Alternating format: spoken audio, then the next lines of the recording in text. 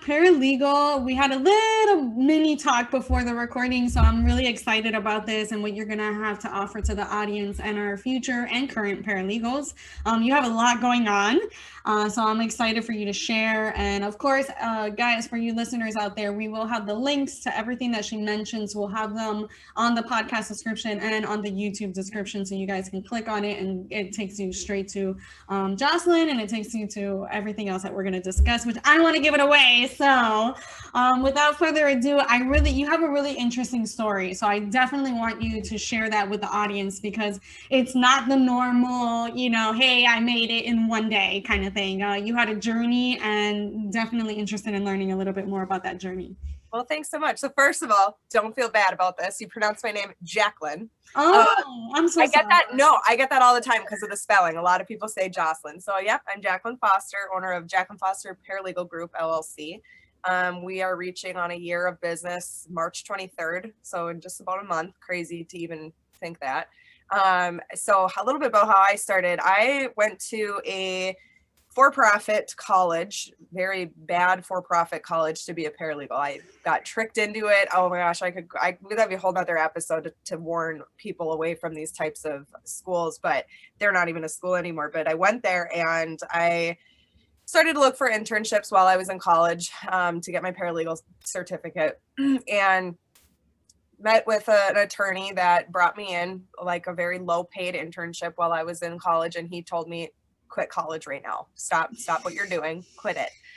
And because the reason was because none of my credits would have been transferable. I was actually on a goal in my life to be a lawyer. That's what I wanted to do. I wanted to go to law school. So I felt that, well, I might as well go be a paralegal. I'm a work person. I can't just sit through, I'm assuming when I get to law school, I won't be able to work as much, but I want to get some real life experience right now. So that being said, I realized that none of those credits would have transferred into law school, which they told me they would.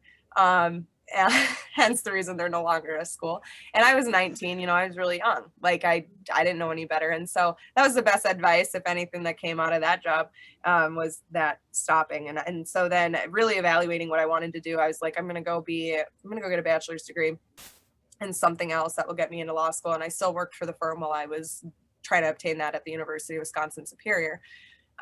So when I went into that firm, I was kind of thrown to the wolves and quickly became a quick think on my feet paralegal. So I have 8 years of experience, I think 8 years, maybe it's 9 now, as a paralegal, which isn't a whole lot in comparison to the amazing subcontractors I hire, which I just got off the phone with a potential client call, and I admitted to her, the reason I went into the agency route is because I learned that there's a lot more paralegals out there that are way better than me. So I can do this, I can find these amazing paralegals, but I love business. So it's been great. So anyway, fast forward into meeting my husband, moving out to a very rural area in Wisconsin. And the closest law firm to me was 30 minutes away and had a starting pay of $15 an hour.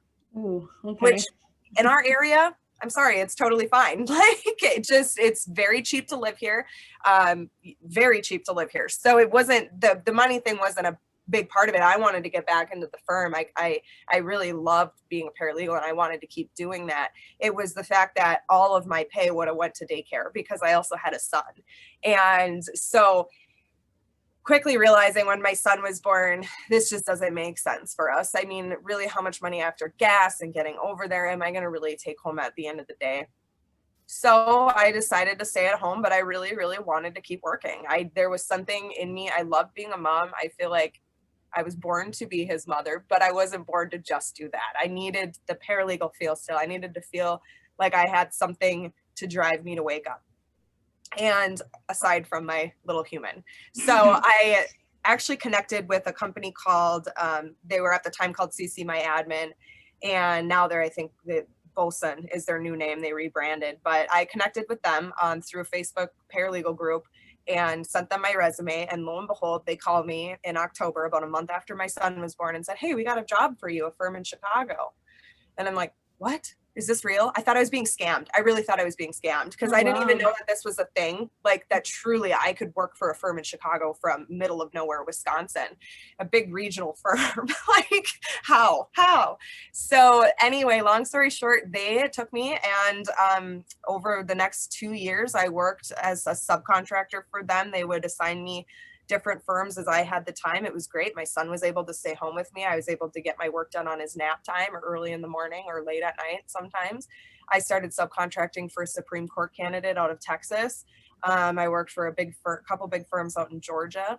So I really got a very robust nationwide experience from that.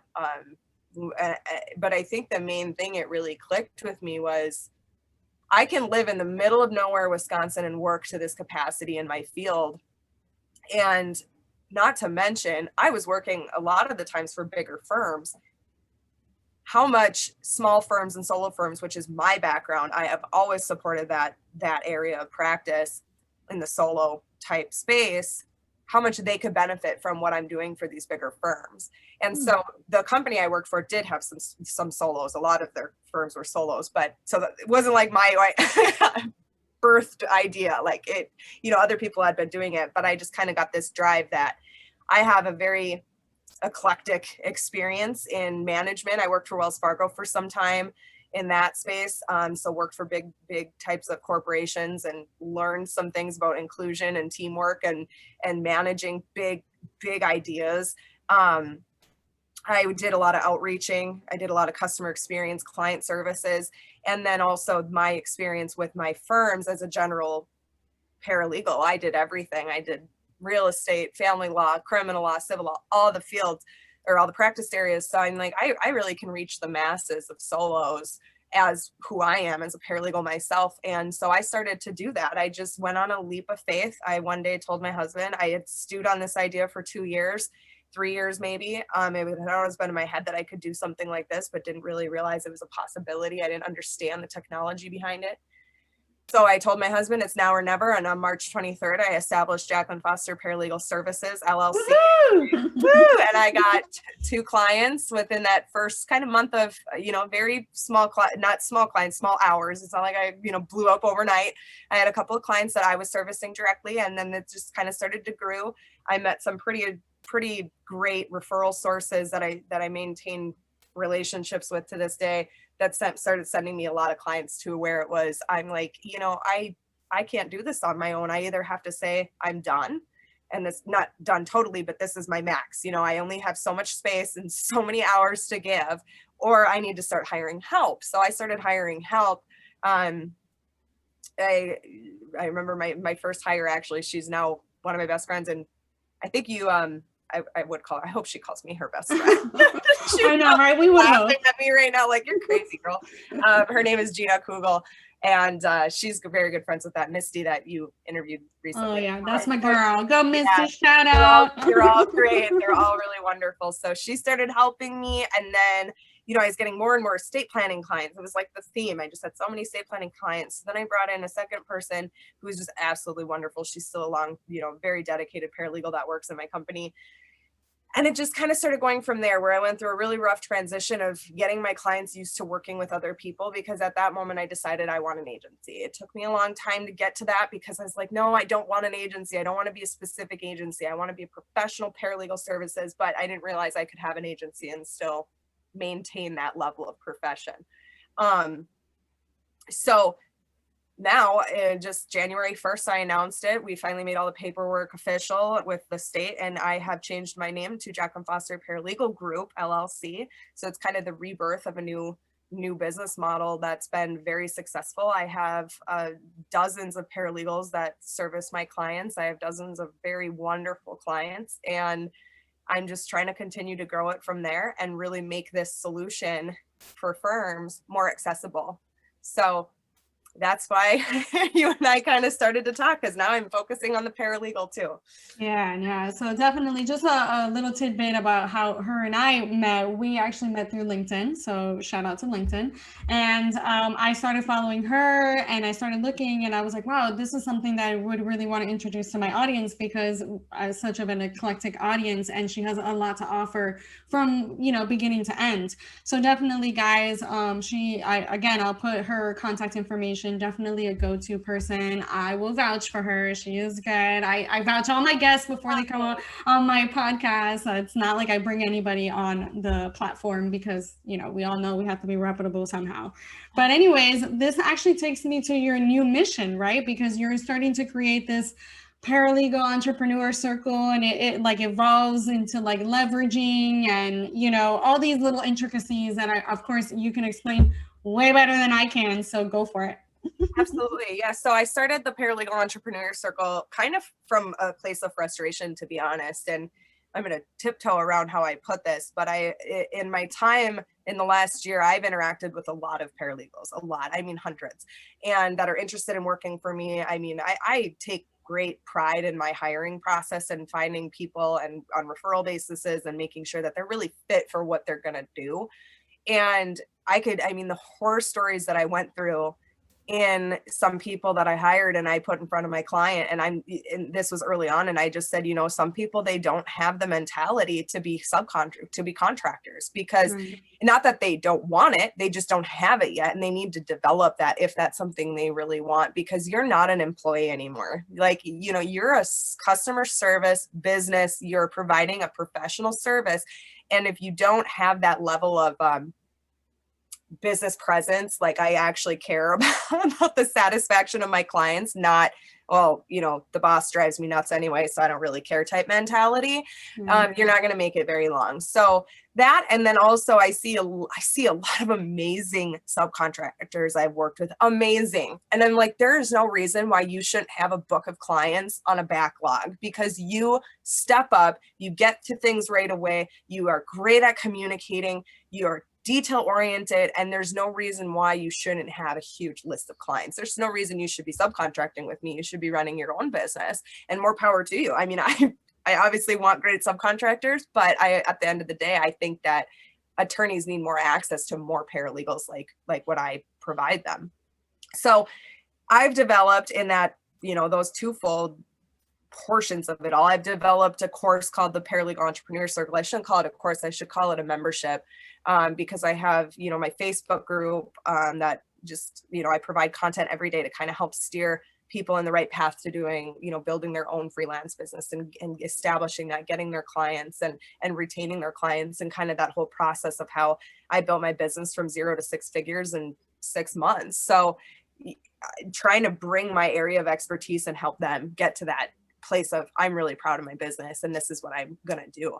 And then also I have found there's this little area, and we talked about this a little bit, where paralegals coming out of college, whatever age they may be, maybe it's a career shift, maybe they're young, maybe they have life experience, but not real law firm experience, but they can really bring value to firms in some way. They're having a hard time getting their foot in the door, and maybe they're not able to even get an interview in their area. I think that there's a place for them too. I really feel sad on some of these Facebook groups when I see people with maybe 2 years of experience or maybe fresh out of college say, I'm really interested in freelancing, and people get on there and they attack them and say, you need to have at least 10 years of experience to do this. You need to have this, you need to have that. And I'm like, holy man, like, way to kick them. Right. And I'm like, I don't know if anybody knows this, but one of the biggest profitable areas online is virtual assistant work. You don't have to know how to draft a motion to a federal district court to service an attorney in some way and get that experience. And so I'm really trying to develop them up. I do get a lot of inquiries from people that have only 2 years of experience. And I have I try to make sure that this is my business. I personally only provide people with 10 plus years of experience, because that's just that's where we're at.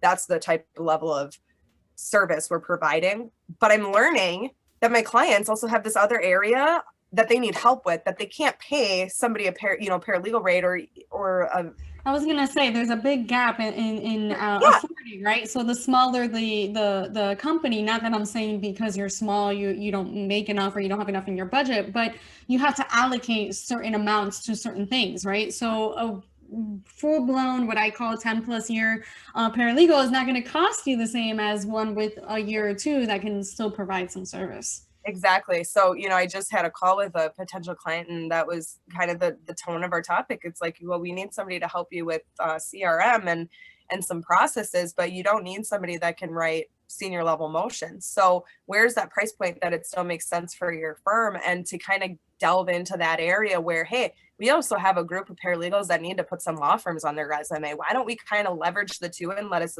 be a mutual support and build them up while we're also servicing your firm? So there's kind of a twofold. And so that's where I'm saying, freelance paralegal work isn't, or freelance work period, is not a dead end. I don't care if you have 1 year of experience to 35 years of experience. If you're very specialized in something that you're very good at, you can freelance that out.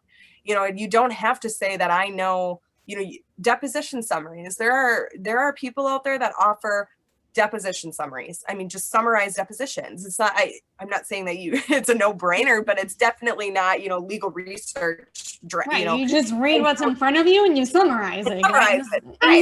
English 101. Right. And those are things that, young paralegals, and I should mean young by age, less experienced paralegals can start to really beef up their resumes summer while they're in school. Go take a quick course on how to create a deposition summary. Go do that and get really good at it, and then just sell those services. And you can't, and I think that it's going to be a huge shift. I could feel the earthquake coming in the legal industry, because paralegals are starting to be interested in business ownership. And I know there's a big movement on having paralegals offering direct services to the public, lowering the cost of legal services, etc. It's just, there's a big shift. There's a big shift where I think paralegals are demanding a little bit more respect. And I don't say that so bluntly. I just say that they're demanding a little bit more, like, I matter here. Like, I am, and I think a good attorney will agree with that. Like, my paralegal keeps my firm running. Yeah. And they want to be recognized for that. And one way to be recognized for stuff like that is to literally have your own business and present yourself as a professional service. So absolutely. And I'm totally on board with that train of thought, just because especially the pandemic, it expedited it. These are things that you and I have been doing before the pandemic, but the pandemic really just 100%.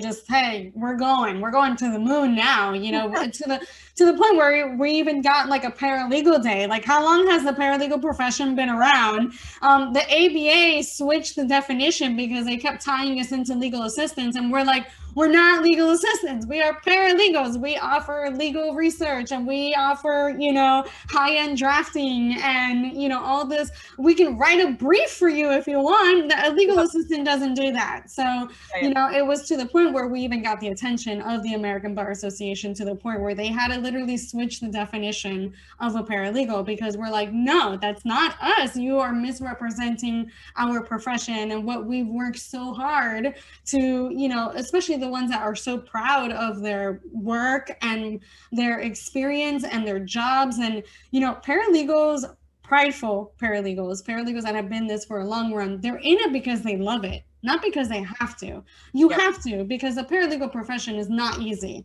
I'm not saying that obviously doctors and nurses, we're not even going there, but it's not easy to maintain that communication with the client, to maintain the expectations of multiple attorneys at times, to actually maintain a caseload and handle everything else depending on what type of atmosphere you're in. So it takes a special type of person to be a paralegal, and you have to be thick-skinned, you have to be ready for war.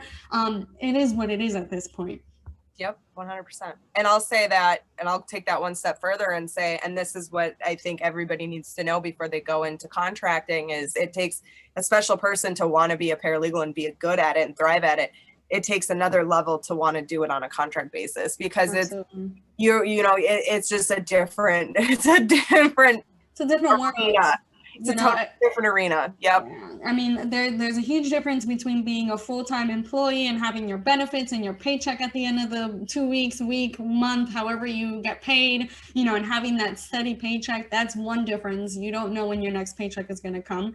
And two, owning it, being that person that you relied on, now you have to rely on yourself. So having that mindset switch takes a little bit, and you have to, like, I think every person that's looking into owning their business should go to like mindset courses, business entrepreneurship courses, take business classes. Not only heighten your skills on the legal side, heighten your skills on business, because now you're the accountant, you're the marketing director, you're the receptionist, you're the customer service, and you're offering the services. So you're the, what I call the CEO, chief of everything officer. And until you can be, up to that standard and you can hire other, people, unfortunately, that's just the way it is. Absolutely. Yeah. And that's exactly why I call my membership the Paralegal Entrepreneur Circle. It's not just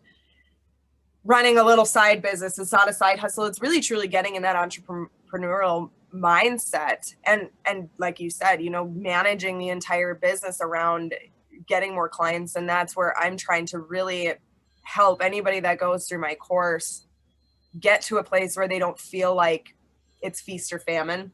Because I think a lot of paralegals come into contract work thinking it's that way. They go to Freelancer, they go to Fiverr. I got to search for that 5-hour job that I need. And the way I feel, you're a business, establish it a business. It's ongoing services. You don't just, go to a therapist one time and then say, I'm done. It's I'm not fine. This is my person that I'm going to continue to go to as I continue throughout my career. And so maybe you go to a therapist one and done. I don't know, but you know what I'm saying? Like, Yes. and that's where I've been, just even in my private Facebook group. So it's totally free. I've been able to help kind of identify already with people why they're like, I can't find I feel like I get clients, but then it's finding my next client. I'm like, well, why are you offering such short-term stuff? Mm-hmm. Like, and to each their own. There is a place for that like one and done project. There absolutely is, but you should also know that you have the ability. There are attorneys out there, and I personally service solos and small firms. And when I mean small, I mean like under 5. I like my smaller firms, but you can go nationwide with this and go to big firms. I mean, that was the first firm I contracted with, was a firm out of Chicago, and they have their workman comp firm, plaintiff's firm. And so they were the defense side. Sorry, it's been 2 years. They had a department for everything. So they had a department for subpoenas. They had a department for legal research. They had a department for, I was in their IME department, scheduling IMEs and working with, that, and medical examiners. And so if you want to niche down and offer those one services, but you got to really make sure that who you're targeting for those one services has the work for that one service to keep you busy versus, for instance, with me, it's a solo firm. We really want to integrate as part of your team. So it's we're not just coming in to do one thing. We're coming in to work for all the things. But if, for instance, deposition summaries, you should probably go to somebody that takes a lot of depositions. A high litigator, personal injury does a lot of depositions. Corporate does a lot of depositions. So any of those types of practices, if you guys are interested in doing all of that, learn it, learn what type of practices do those type of services, so you can target that particular attorney, law firm, corporate, because you guys can, another thing that maybe paralegals don't understand is corporations like Coca-Cola, Google, they all have legal departments and they all need help and they all outsource. So even if you just want to niche it down to being part of a legal department where you're just doing transactions and phone calls and setting up appointments, which is usually what legal departments do, go for it. I mean, there's a niche, and the pandemic has heightened this, where everybody's going virtual. What used to take me A week of pitching for attorneys to hire me virtually takes me 1 day, because now they understand the necessity of having a virtual person that's already prepped, has the equipment, has fax, has a printer, has, a scanner, has everything that is needed in order to work virtually. And it was so hard to convince these people that, hey, there's a need. You need this. This is a service that you need. But now the pandemic hit, and they're like, no, I need it. No. That's why I think I write that right on my website. I say, my business was so successful in the middle of a pandemic. This wasn't because they had no choice but to hire us. It's for exactly what you said. The service and the option and the value was already there, but it seemed out of the ordinary. Now it's like, oh yeah, remote work. Yeah, exactly. Like, okay, now what? I get on a contract basis, and I don't have to pay you unemployment, or the insurance and the taxes and the office space and pay for your computer. What? Yeah. So now they're like, oh, well, you kind of want to say like, hey, this option has been here for years. Yeah, for years. Yeah, like now it's around forever. Yeah, and just like you said, so that make sure we're providing value here for paralegals is that what you just said about there's a niche area for anything you want to do. And I had in my group somebody list one person listed this problem. It was, I don't know what services really to offer. I can't narrow it down. And I'm really also having a hard time finding clients. And so I went on live like immediately. I'm like, hey, let's talk about this right now, because if you do not figure out the services you're providing, and I'm not saying you need to make a list of 500 things you could possibly do as a paralegal. We all know what a paralegal can do. But if you're not getting super micro focused on what you're doing for who, how do you know who you're going to sell it to? Therefore, how are you going to get clients? Right. So, and that's where I said, I went into it deciding I am servicing direct one-on-one paralegal support. So paralegal as it is. And I know that sounds really broad, but really it's not. It's very narrow. We're paralegals. We're going to help you at whatever you need at your delegation. Okay. Because my target area is the solos really that don't have the funds to hire a full-time paralegal. They are maybe just starting. And can't afford the onboarding, right? Because onboarding cost, guys, is expensive. Yeah, so exactly. When you see these big firms and they're lowballing you, it's because it's expensive to hire you in the first place. They have to pay for your employment taxes, for your benefits if they offer healthcare benefits, FMLA, all those things. They cost money, guys. At the end of the day, law firms, corporations, they're businesses, okay? They have a business to run. They have taxes to pay. They have employees to pay and their benefits. And if they're oh my God, don't get me started on the PTO, paid time off. That's more expensive than giving you a flat 7 days off for the year or 7. Paid time off costs an employee on average, just FYI, and I've ran the numbers, anywhere from $10,000 to about $150,000, depending on the industry that they're in. And the highest is tech. So any tech company, they pay a lot more, which I thought would be a lot less, but no. So definitely take that into consideration and use it as your sales pitch. Hey, you don't have to pay me any of this. You just got to pay me my fee, and this is my fee. Yep. And so, and that's exactly what we kind of discussed is that, so, if you really get narrowed in on what services you're providing. So for instance, okay, I just want to focus on deposition summaries. I think that's something I can really provide value to. Okay. Like now let's start thinking, who needs to benefit from this? So what problems? So if it's deposition summaries, we're not talking about 1099 saving costs. Like that's where I really make sure my target audience knows that that's my value prop. I'm saving you money and still providing you senior level support. So I'm giving access to people that can't afford it, the access to afford it.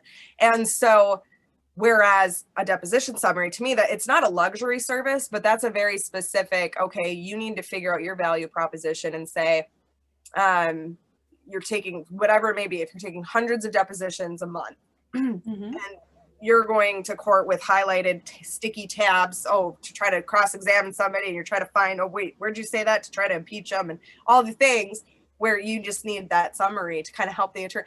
And so trying to decide what services do I offer and who can benefit the most from them. It's that simple. And once you can narrow that down, you can even get more narrow on your target client to say, okay, I only want to offer, legal research, whatever it may be in Michigan or in Texas or wherever it may be. the more you can get narrow, the more you can find those people and put your content in front of those people. So you have to get really, really clear. And that comes down, again, it's business ownership. You're not an employee. It makes my teeth like, I grind my teeth when I see like people saying like, where do you find your jobs?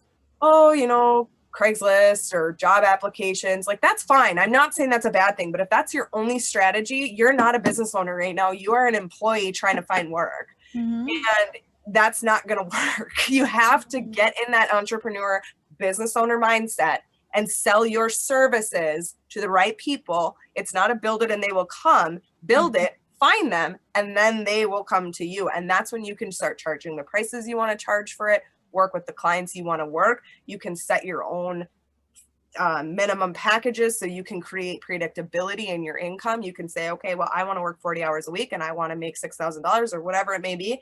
That's where I need to find this many clients that fit that role and pre-qualify them and really get there. So that's where you got to make that shift outside of employee, because you'll never build a business that way. Yeah, and guys, it's not even a cost to you if you go to like Wix, like Wix, the website is free. So you can create a website literally for free.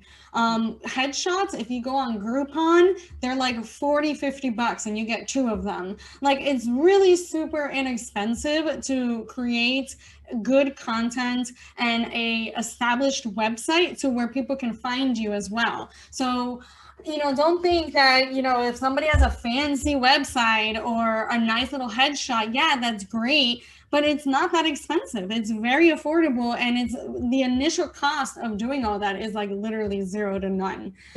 So definitely, and now with our cameras, with like the portrait feature and all that, just like get yourself on a wall with nice little texture in the back, put yourself a blazer on, and take a nice picture just to start off. Right. You know, it's very inexpensive to do all of this, and sometimes at no cost.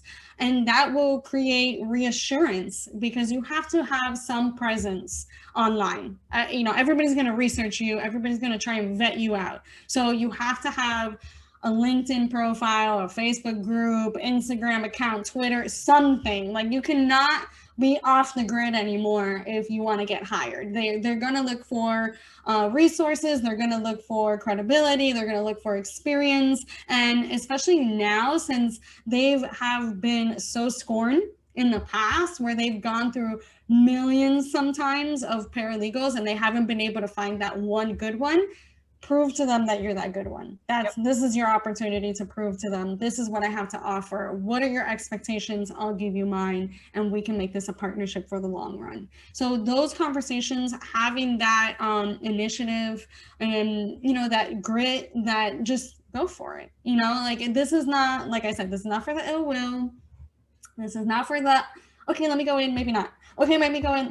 No. You're either all in or you're not. Like, there's no in between. And like she was saying, is, guys, this is a business. You are now a business owner. You are no longer a full-time employee dependent on another business owner, which is, you're either a business owner or you work for a business owner. That's the way the life works. That's the way the planet circles. So let's just make that a known. 100%. Yep, 100%. It was awesome having you. Oh my God, this is amazing. I could talk to you all day, really, because we have so much to talk about, but we got to keep it, you know, focused. So anyways, we'll definitely reach out to you again for maybe a possible, you know, recircle on something else. But yeah, I know we missed a couple things, but this was the gist of it, guys. So definitely, I thank you so much for spending, because I know you have a crazy schedule and you're really busy. So I appreciate you taking a little time and really, you know, sharing this with the audience that is so much needed, right? And especially now, right? Because there's a lot of people thinking about it kind of like you were at that one point, and they're like, I don't know how to start, where to go, what to do, how to do it, how to hone in. So all these little tips have been really helpful. So thank you. Absolutely. I appreciate it. Well, thank you so much for having me. It's been great. Awesome. All right. Bye, guys. That's it for today.